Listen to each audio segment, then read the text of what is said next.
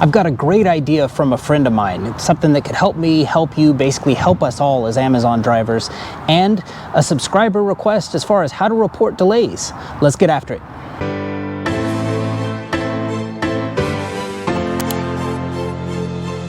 So this YouTube trucking thing is all about perspective. I know when I was sitting there watching my phone at night, laying in bed, watching all these, trying to get as many perspectives as I could from, do I feel this person's representing it in a good light, or do I like this person, or all this kind of stuff. And I just wanted to get as many perspectives as I can, because I didn't want to bank everything on just like what one person was saying.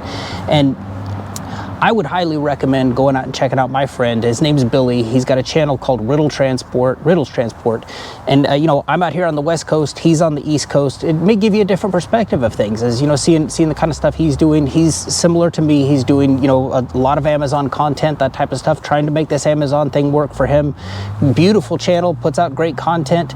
He had an idea the other day. We were on a call, we were talking, and he was saying, wouldn't it be great if we, as people who are working for Amazon, as owner-operators, had a place to connect and ask questions and that type of stuff. And I thought this was brilliant, because I don't know about you, but my callbacks from ROC, sometimes I'm requesting those 2, 3, 4 times, and all I want is just somebody. I may not necessarily need an answer from ROC, but I would just love to run an idea past another person doing what I do for work. And I believe, I'm not a moderator of this channel. It's something that he created, and I support it 100%, but I definitely am going to be a participant in there. So it's just a place to get on there and to say, hey, I've run into this situation, what would you do? That type of stuff. So you would do me a favor, download the little GroupMe thing, look up Amazon Relay, and he's got a little, I don't even know what you call it. It's like a little group, basically. It's a group within the group that, for us to join up and to ask one another questions. But the favor I would have is, if you do join it, I have an active question in there right now I'd like to ask you. So, if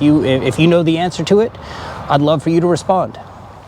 And then I had a subscriber request asking me how I report delays, what my experience with this has been.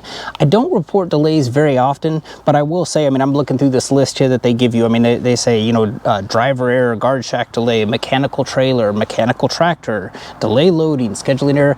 My belief on all this stuff is just, I think that they give you a list of stuff to make you feel better about yourself when you are making that selection. So if you're saying oh, the trailer took too long to load and all this stuff, or if you're at a third-party site and you're claiming that, which may be true, I think that they put every single one of those on there to just make you feel better about making the decision at the time that you make it. But it has been my experience that the only delay Amazon will accept is if I've had this happen before, where I'll book in 2 loads. So let's say one load is getting done at 2 and the next load starts at 2:15.